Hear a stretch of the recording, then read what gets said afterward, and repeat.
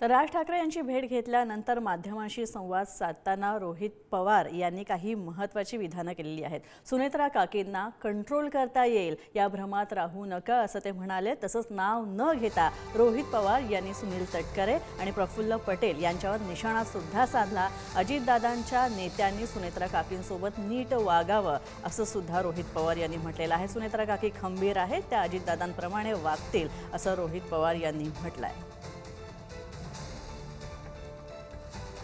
दादांना ते चार जे कोणी नेते आहेत ते त्रास देत होते, दादांनी सुद्धा अनेक वेळा बोलून दाखवलेलं आहे, पत्रकारांशी सुद्धा ते बोलले असावेत। ते चार जे नेते आहेत त्यांना दादांवर कंट्रोल करता आला नाही, कारण का दादा एक धडाडीचे नेते त्या ठिकाणी होते। त्यांना कसं गप करायचं, कसं काम करून घ्यायचं हे त्यांना तिथं माहीत होतं।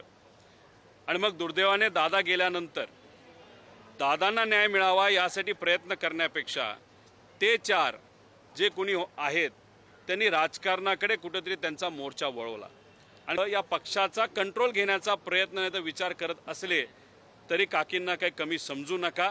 पवार परिवारातले आहेत, लोकांची नाळ आणि त्यांची नाळ त्या ठिकाणी जुडलेली आहे।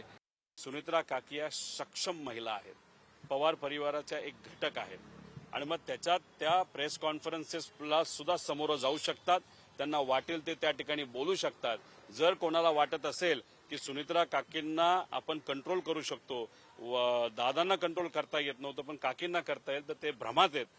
थोड्या दिवसानंतर नक्कीच कळेल की ताकद काय असते आणि एक नेता कशा पद्धतीने पार्टी तिथं चालवत असतो। त्यामुळे ह्या चार जे कुठले नेते आहेत त्यांनी थोडंसं सांभाळून राहावा।